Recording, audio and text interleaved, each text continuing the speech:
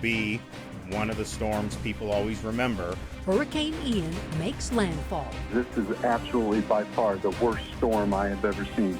Significant storm surge, turning roads into rivers. And we're actually seeing cars and boats float down the street.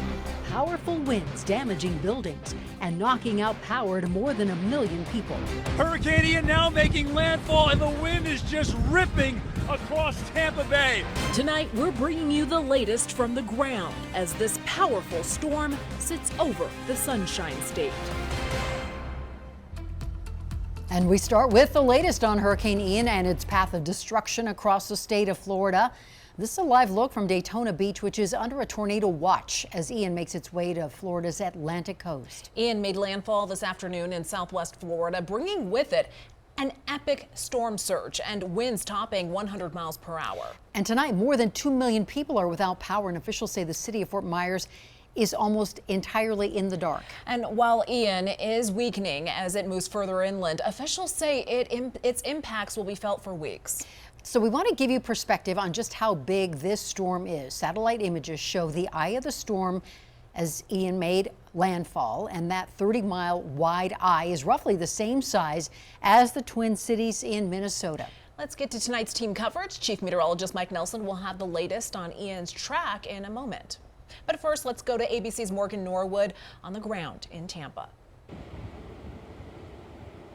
Jessica, and yes, Hurricane Ian still bringing some pretty heavy impacts here with this heavy rain and wind at times, some pretty strong gusts. At times I've really had to kind of brace myself here. Millions tonight still under watches and warnings as this storm continues to move up the Florida coast. I want to give you a sense of some of the damage that we've been seeing from the past couple of hours here. Southwest Florida bearing the brunt of the storm. Of course, landfall happening just a short time ago. Reports of catastrophic storm surge, what officials and forecasters have really been warning about all week long. Sanibel Island, that's happening there.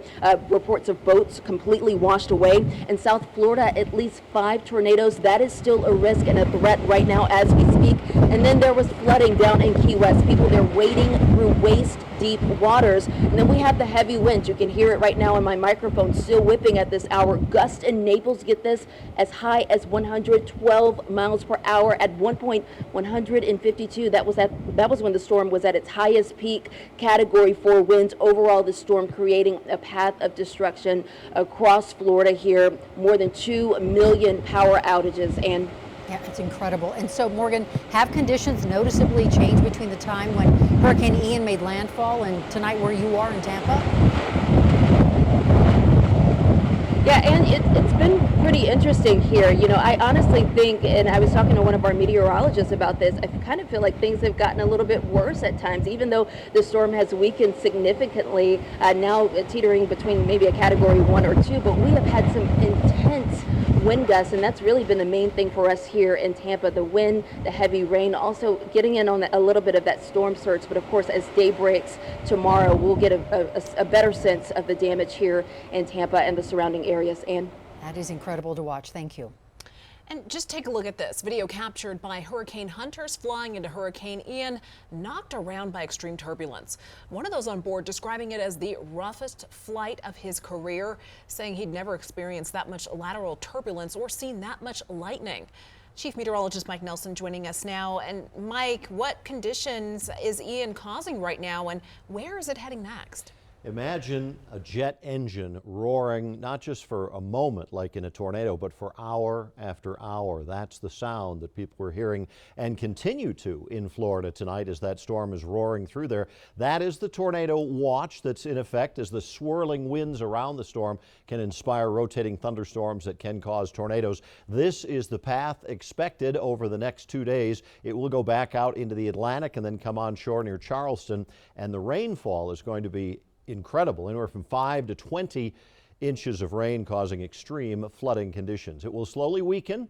We do expect the heavy rain to continue. The storm will hit across the southeast, and the damage from this will be in the billions of dollars. Thank you, Mike. Volunteers from all over the country are on the ground in Florida, ready to help assist with recovery efforts. A group of 8 volunteers with the Colorado Red Cross arrived in Orlando Sunday. After Ian moves out of the area, those volunteers will help with providing shelter, food, and emotional support. So if you would like to help, the Red Cross is taking donations online. Meanwhile, an army of utility trucks from across the nation is en route to Florida to help restore power to the more than 2 million people going without tonight. Xcel Energy is among the companies sending support to Florida. The company says 270 workers are on their way, including some from Colorado and New Mexico. Well, Denver 7 will continue to monitor Ian and its impacts overnight. We'll have the very latest starting at 4:30 a.m. on Denver 7 mornings and on Denver7.com as well as on the Denver 7 Plus app.